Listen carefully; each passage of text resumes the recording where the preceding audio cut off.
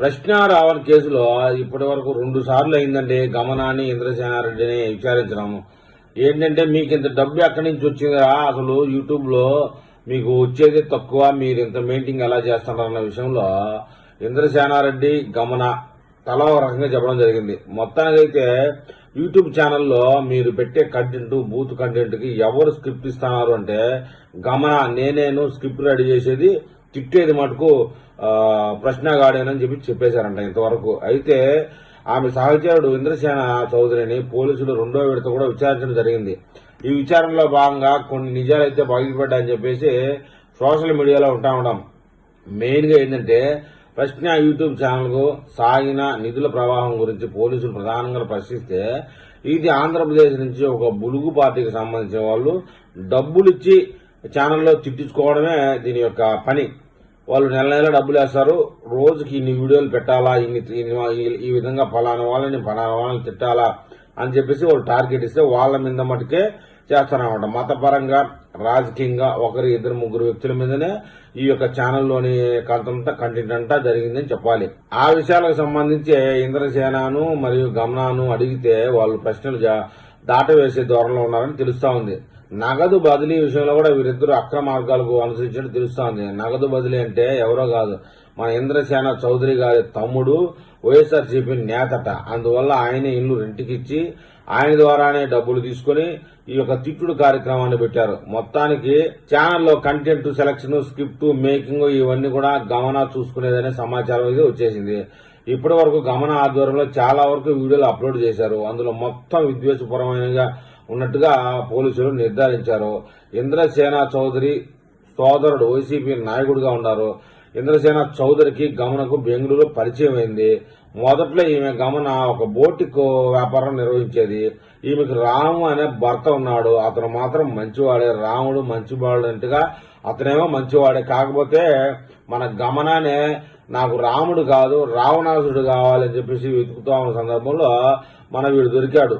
ప్రశ్న రావణ్ జోసఫ్ 3 పేర్లు పెట్టుకుని దొరికాడు.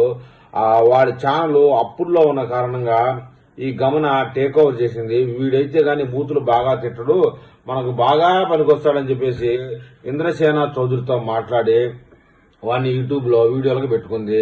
మొత్తానికి ఇంద్రసేన చౌదరితో గమన ఎలాంటి రిలేషన్ చేస్తాంది, మరి వీడితో కూడా ప్రశ్న రావంతో కూడా అలాంటి రిలేషన్ చేస్తాందా, భర్తనైతే పిచ్చువాణి చేసింది, చేతులు కోసుకునేటట్టు చేసింది, కొట్టించింది. ఇంద్రసేన చౌదరి అనేవాడు డైరెక్ట్ గా కొట్టాడు. మొత్తానికైతే రాముకి గమనాకి గ్యాప్ వచ్చేసింది. ఈమె పూర్తిగా ఇంద్రసేన చౌదరి వశమైందని చెప్పి సోషల్ మీడియాలో వింటా ఉన్నాం.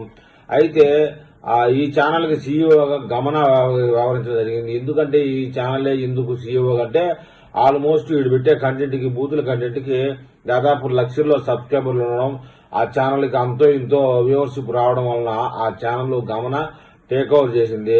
ఇటీవల వైసీపీ నేత జగన్ గన్నవరం విమానాశ్రయంలో గమన గలవడం అందరం చూశాం.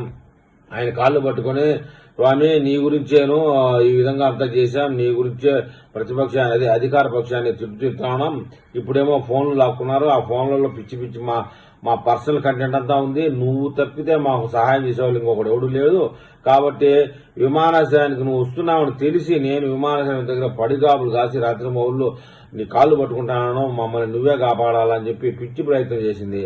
జగన్మోహన్ రెడ్డి ఎలా కాపాడతాడో అర్థం కాని పరిస్థితి అనుకోండి.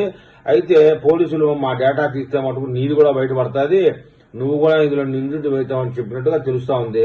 డేటా కానీ తిరిగి సేకరించే ప్రయత్నం చేస్తా ఉన్నారు. మొత్తానికి ఆర్థిక లావాదేవీల వ్యవహారాల్లో వీరిద్దరూ అక్రమ మార్గాలను అనుసరించినట్టు తెలుస్తా ఉంది. ఒకవేళ వీరిద్దరూ అక్రమదారుల్లో నగదు ప్రవాహాన్ని అక్రమ సంబంధాలు కానీ తీవ్రంగా కొనసాగి ఉంటే ఈ కేసు తీవ్రత మరింత పెరిగే అవకాశం ఉంది. అందుకే దీనికి నేను పెట్టిన టైటిల్ ఏంటంటే ఒక ఆడది బరి తెగిస్తే రాముణ్ణి వద్దనుకుని రావణాసుడి దగ్గరికైనా పోయేంత పరిస్థితి ఉంది. అయితే రాముణ్ణి వద్దనుకుని రావణాసుడి కంటే సీత కాదు, ఈమె పేరు గమన. మళ్ళీ తప్పుపట్టారు నన్ను. గమన రాముడు లాంటి భర్తను వదిలేసి రావణాసుడు లాంటి ఇంద్రసేన నాయుడు లాంటి వాళ్ళ దగ్గరికి వెళ్లి ఈ విధంగా కావడం అనేది ఒక బరి తెగించిన ఆడవాళ్ళకే చెల్లుతుంది.